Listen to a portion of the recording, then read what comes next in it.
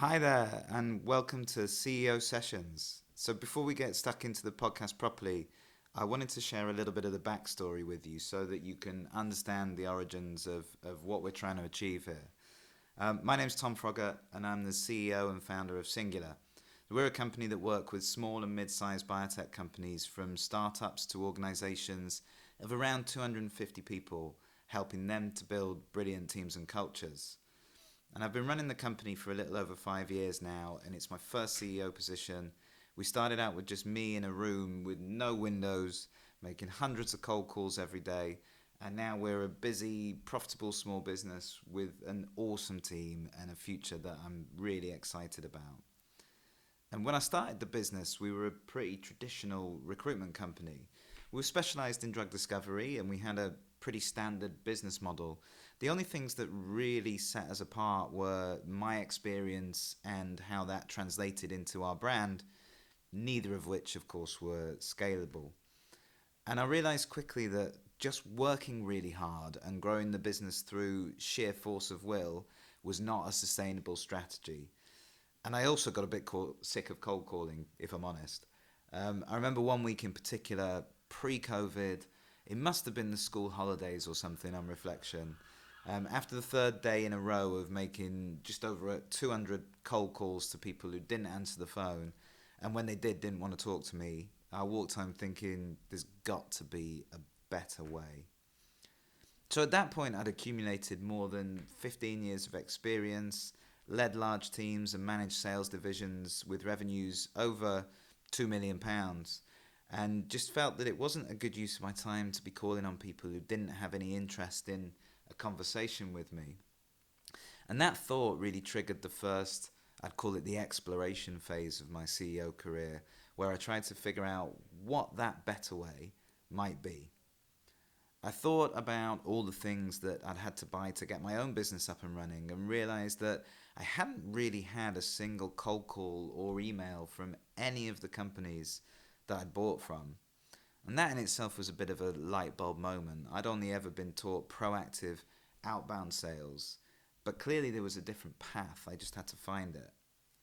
I stopped focusing then on what other similar companies were doing, which was more or less the same approach I was taking, and started to learn about inbound sales, marketing, content generation, and those sorts of things. I started the Careers in Discovery podcast, which is still going and is now near to 150 episodes with some of the most incredible people across the biotech industry. At one point, that podcast alone was actually generating about a third of our clients. I got really good at making videos, found ways to do research that was useful to my clients and potential clients. For example, I remember staying up till 2 in the morning writing the complete guide to remote hiring on the night that the first COVID lockdown was announced, so that I could send it out to everyone I knew first thing the next day before anyone else took action. And I started generating more business than I'd ever done before. The other thing I did shortly afterwards was join an accelerator program, which was run by NatWest here in Cardiff, to work out how I could further evolve the business. Now, the accelerator had all sorts of companies on it. We had medical device businesses, accountants, people who owned chains of cafes and burger restaurants, tech companies, all sorts. So there was lots of ideas floating around. And I remember thinking to myself that although the feel of Singular was different to our competition, we hadn't actually done anything that could be considered genuinely innovative. And that really bothered me. So that thought led to the creation of our talent partnerships, which are a subscription-based hiring model that was much more cost-effective for clients when they were hiring a significant volume of people, and which also allowed us to get to know companies in much more depth than we had before, making us more effective for them. As well as that, the people partnerships, the talent partnerships generated recurring revenue, which in itself was a good outcome.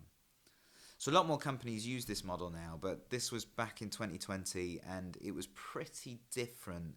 I was only aware of maybe one or two other companies in the sector, or in other sectors I should say, that were doing anything like a talent partnership. And those arrangements were successful enough to allow us to make the switch to a fully retained business model the following year. Looking for different ways to do things and create value for our customers has now become a key part of our culture at Singular, and it very much came from that period in our business. The next big learning curve for me came from when we started to accelerate the growth of the business.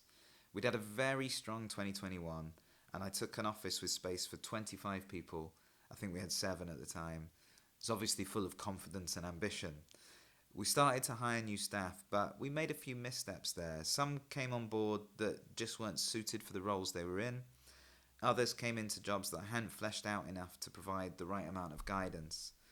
And my attention shifted from sales to running the business, thinking that the sales side was taken care of.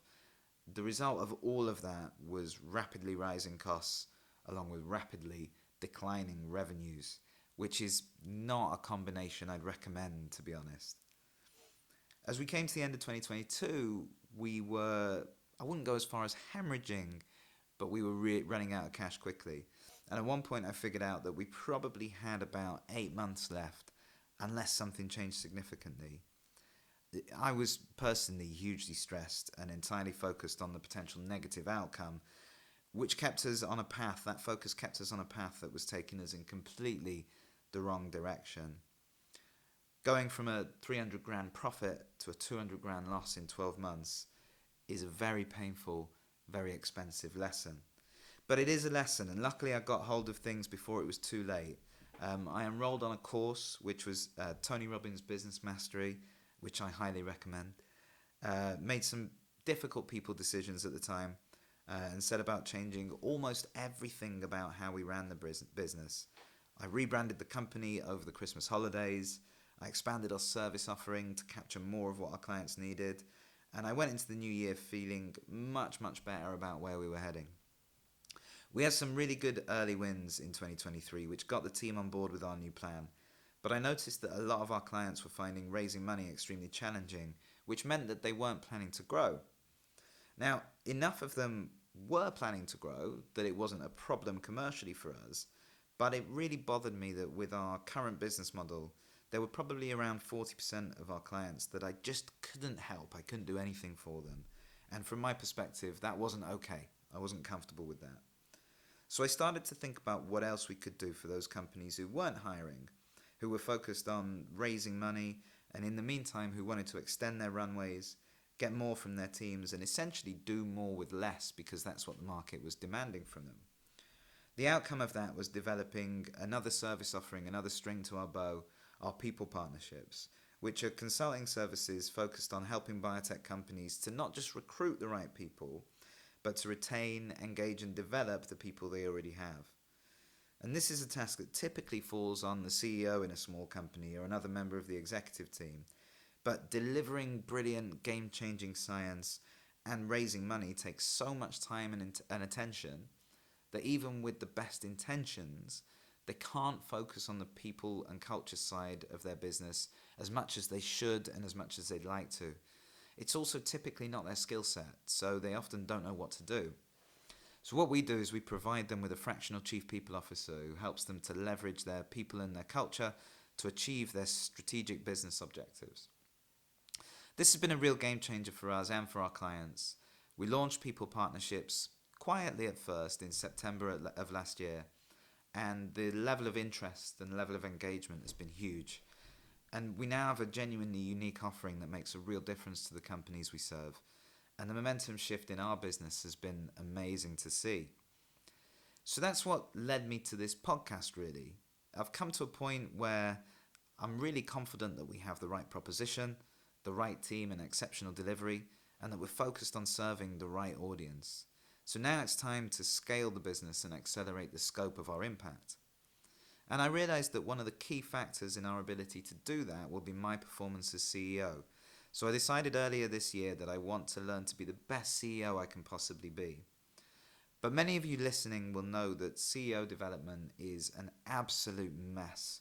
There's so much to learn, so many different approaches, and so many platforms on offer that really don't bring much operational experience to bear that it's incredibly hard to know where to get started. And as I thought about this problem, I also realized that actually I know some brilliant CEOs, and they probably know other brilliant CEOs that they'd be able to introduce me to. So maybe I should go and talk to them. And while I'm at it, why not make it a podcast so that I can share what I learn with other people who find themselves in the same boat? And CEO Sessions is where I ended up. So my plan for this podcast is to speak to as many brilliant CEOs as I possibly can and find out what they think the role of a CEO is, what exceptional looks like, what they've learned, and how they learned it. I don't know right now how regularly we'll be able to put the podcast out, but we'll be as consistent as possible. And I want to make sure that this is a real community effort. So if you have questions you'd like me to ask, guests you'd like to suggest, or even if you're a CEO and you'd like to come on the show, then get in touch. I'm really excited to share this journey with you. Stick around and we'll bring you the very first CEO session very soon. And if you want to get in touch, or you want to keep me updated, or you want me to keep you updated, I should say, about when episodes are released, send me an email on tom@singular-biotech.com. There'll also be a blog, videos, and a whole bunch of other things that go along with this podcast too. So send me a note and I'll sign you up. And I look forward to seeing you at the first CEO session very soon.